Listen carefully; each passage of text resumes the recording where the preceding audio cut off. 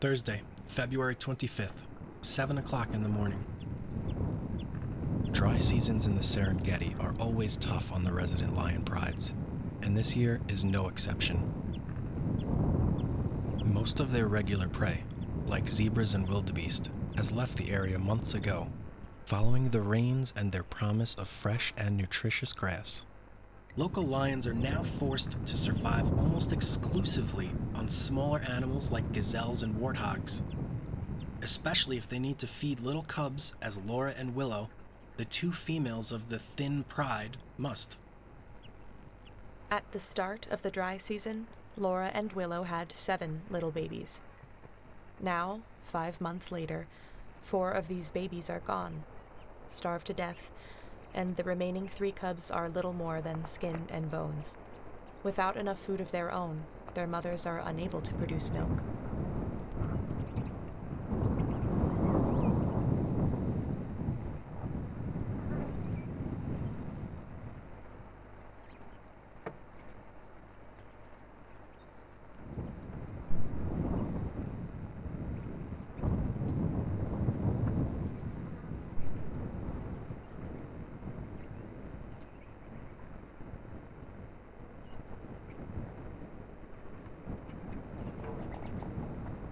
Two hours later, the inevitable has happened.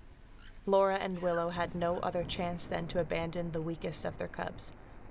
When Hamisi and Klaus find him, the tiny baby is so feeble, it cannot even fight off the flies that are all over its body and face.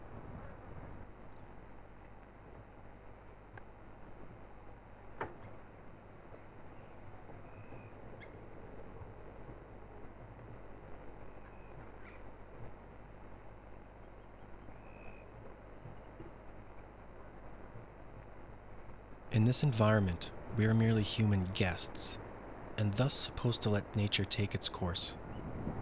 Yet the misery of the cub does touch us. Hamisi uses his radio to call up Edward, the head ranger of the NCA.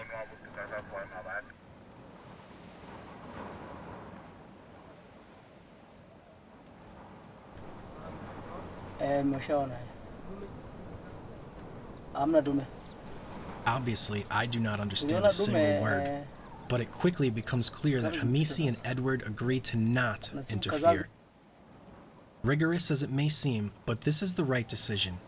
Even if the rangers did help the cub, once it were released back to the wild, its family may not accept a baby that has the smell of humans on its fur back into the pride.